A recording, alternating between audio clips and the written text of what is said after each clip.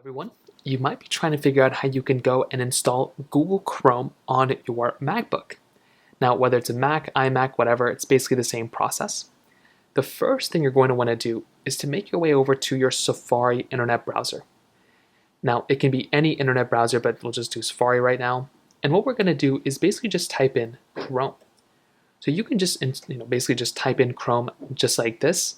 And one of the first options that come out is the page to download Google Chrome. So what you can do is you can either just download Chrome browser or you can go to the Google Chrome website, which is just google.com/Chrome. And you want to click on the download Chrome button, which is right over here. So click on download Chrome, and then it'll start downloading Google Chrome on your computer.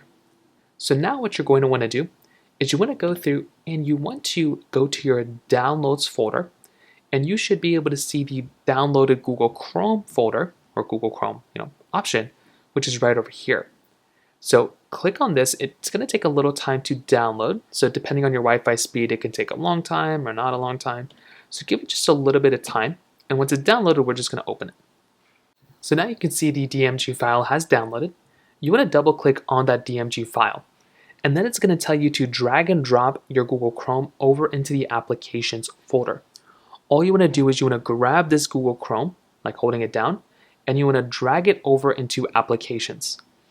Now, once you do that, if you get into once it takes a few seconds to go and kind of drag and drop, you'll then be able to go into your applications folder right over here. So go right into applications, and you'll be able to find Google Chrome right over here. So then we can tap on Google Chrome, and now Google Chrome will basically open, and you can go and open up that particular icon.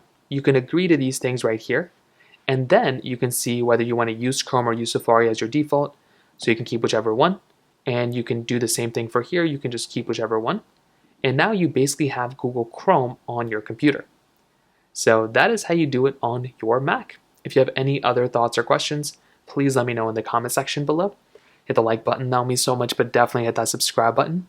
More importantly than everything else, I love every single one of you guys. Hopefully I'll catch you guys in the next video. Peace out till then.